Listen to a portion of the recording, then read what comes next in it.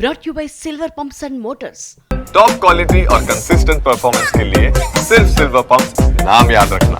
వెలగపూడిలో ఇంటి నిర్మాణ పనులకు భూమి పూజ చేశారు సీఎం చంద్రబాబు. ఉదయం 8:51 వేద పండితుల వేద మంత్రోచ్చారణల మధ్య భూమి పూజ జరిగింది. ఈ కార్యక్రమానికి కుటుంబ సభ్యులు హాజరయ్యారు. 5 ఎకరాల స్థలంలో చంద్రబాబు నివాసంతో పాటుగా పక్కనే ఒక కాన్ఫరెన్స్ హాల్, పార్కింగ్ ఏరియా కూడా ఉంటాయి. సచివాలయం వెనక E9 రహదారి పక్కన 1455 చదరపు గజాల విస్తీర్ణంలో G+1 మోడల్లో ఇంటి నిర్మాణం రూపుదిద్దుకోబోతోంది.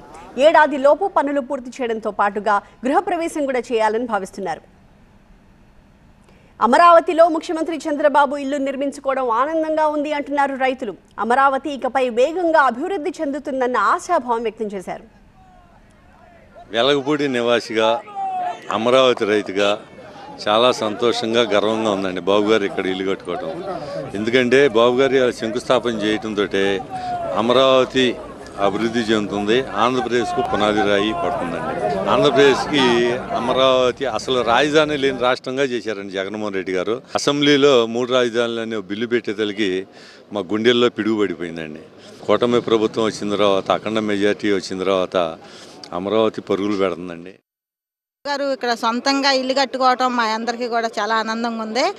ఎందుకంటే బాబు గారు కట్టుకోలేక ఏం కాదు, ఇన్ని రోజులు కట్టుకోకపోవటం ప్రజల కోసం ఆలోచించి ఆ ఆలోచనలోనే ఉన్నారు తప్పనిచ్చి బాబు గారు ఇల్లు కట్టుకోలేక కాదు, ఇది కాదు.